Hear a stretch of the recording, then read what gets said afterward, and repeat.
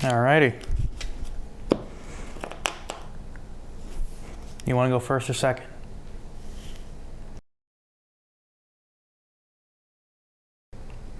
Trading card games. I'm sure you've heard of some of the most popular household names like Yu-Gi-Oh!, Magic the Gathering, or Pokemon, but if you really think about it, the idea of finding and building decks seems like it just wouldn't work. Like, who in their right mind would spend money on packs only for a chance to get a card they need? Not only did they waste their money, but they got a whole bunch of cards they couldn't use. So how in the world did basically gambling on neat artwork become a multi-million-dollar genre? Wait, what?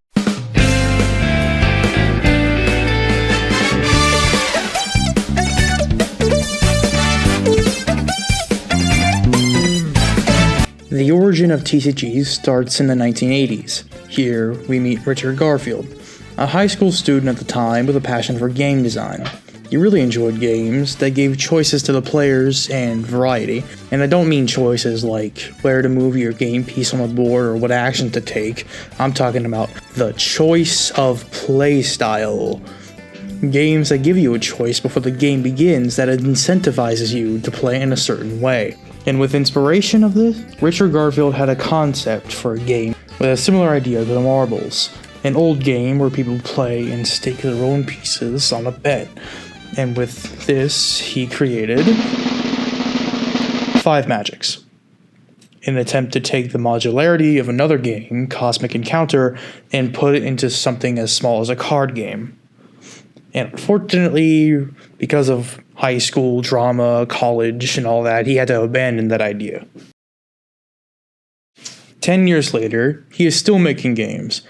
He and his friend Mike Davis made a new board game and wanted to show it to the, at the time, small gaming company Wizards of the Coast.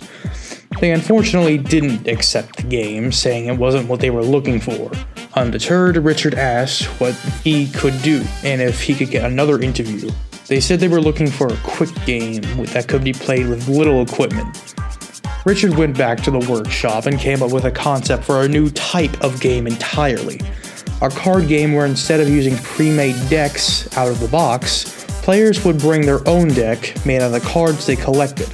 All they needed was a deck, so there was little needed to play. And from there, the first TCG was made. Magic the Gathering.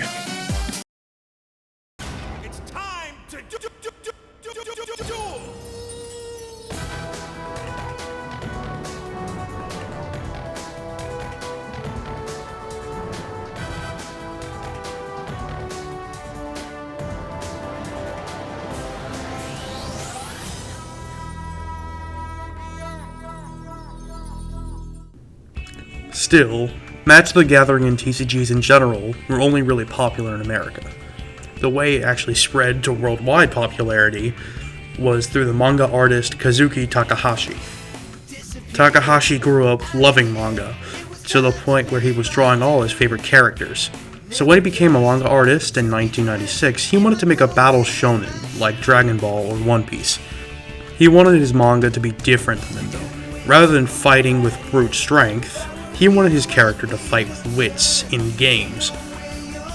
So a manga series was named Yu-Gi-Oh!, which was about a high school student named Yugi, who was a lover of all kinds of games and an absolute pacifist.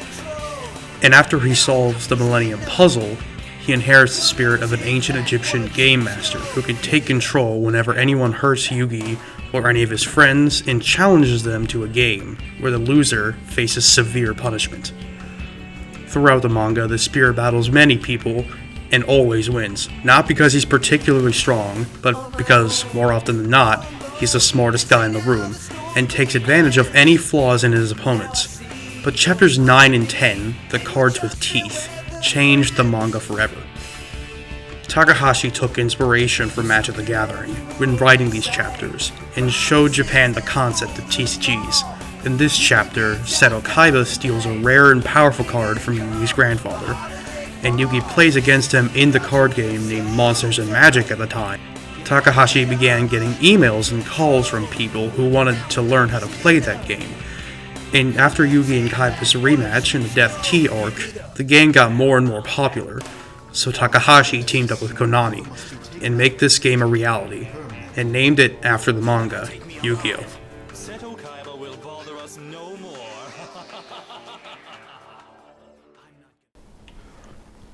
Although Yu-Gi-Oh! Is based off Magic the Gathering, the two card games couldn't actually be more different.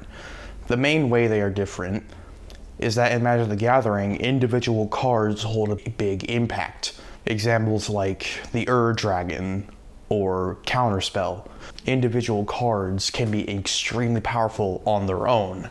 However, in Yu-Gi-Oh!, the main power comes from the entire deck working together to create a combo.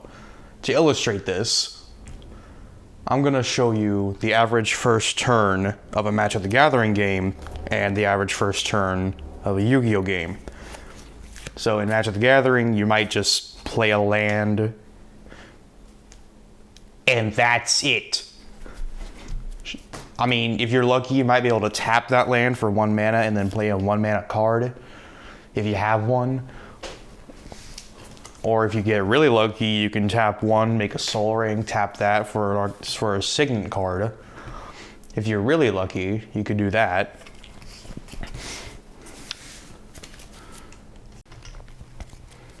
Now, as a contrast, this is what the average first turn of Yu-Gi-Oh! Looks like.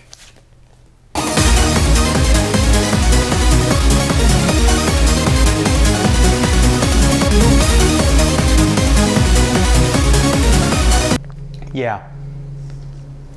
And that wasn't even an ideal hand. The sheer amount of TCGs we have today is honestly insane. Like, we have companies all over the world jumping on this bandwagon. There's a Disney TCG, there's a One Piece TCG, there's a Pokemon and Digimon TCG, and many more. A TCG that has recently come out and I find really cool is Flesh and Blood, a game where you pick a hero card and some equipment for that hero, and they start the game on the board. That's right, you don't gotta waste time building a board, you have it turn 1. And the gameplay of that is similar to a fighting game, with the turn player throwing attacks and their opponent trying to block as much as possible. So the big question is, why? Why did TCGs succeed? Why do people play and enjoy them? My name is Tyler Jones, Tylerjones. I started playing TCGs or trading card games because I'm a very geeky, nerdy person, so that was like one expression of that interest. So I grew up in an era where there was a lot of like Pokemon and Yu-Gi-Oh! And Digimon and Beyblade, and that has moved on into further interests in life like Magic the Gathering or Hearthstone or Marvel Snap. So I'm just a geeky person, and it was a nice competitive way to incorporate that geeky interest while also doing an activity with my friends. I think my favorite TCG is, if we're talking about like one where I can collect, it's going to be Magic the Gathering. I like the color system, I like the art for the cards, I like the universe that it's built around, I like the collaborations they do. Like right now they've done a collaboration with like Dungeons & Dragons, Final Fantasy, The Walking Dead, so they do a lot of really cool collabs with other IPs as well. And also like the way the game plays. There's some like very interactive ways to play, there's some very kind of cheap your opponent out ways to play. And it's just super cool. Now, virtually, because that was physically, virtually, I like Marvel Snap. It's a TCG where you have like 5 turns to get as much power on 3 locations as possible. I love Marvel as well, so it's kind of that expression again, but it's super fun too. I like the collectible aspect of trading card games. I like that I can like purchase my little cards and put them in a sleeve and store them and show them to other people. I like that some cards are just randomly worth lots of money. Like, going into TCG is kind of like gambling almost, where you can like buy a pack and you have like these 3 cards that are nothing, and then you have another card that's worth like hundreds of dollars, and it's just, why this card has value, who knows, but it does. So it's really cool to like kind of see if you're going to pull like a nice card. I think my decks have evolved over the years, just depending on like what play style I find amusing at the time. Like when I first started playing Magic, I just had like a very basic green, like trample, like overrun style deck with just giant critters that were hard to block. I've played decks where I mill the opponent's like their opponent's deck till there's no cards left.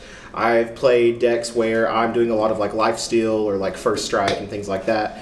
I think my most recent Commander deck I built was like a black and white vampire deck that had a lot of like lifesteal mechanics that was super cool. Anything else you want to add? Just final things I'd like to add. I think trading card games are a very fun, collectible hobby that more people should get into. I think some people get intimidated by a lot of the rules or mechanics of trading card games, but I think if more people got into them, they would find that they really like them. Like, it's a super fun hobby, it's super collectible, and it's really nice just to showcase your cards to other people. Thanks.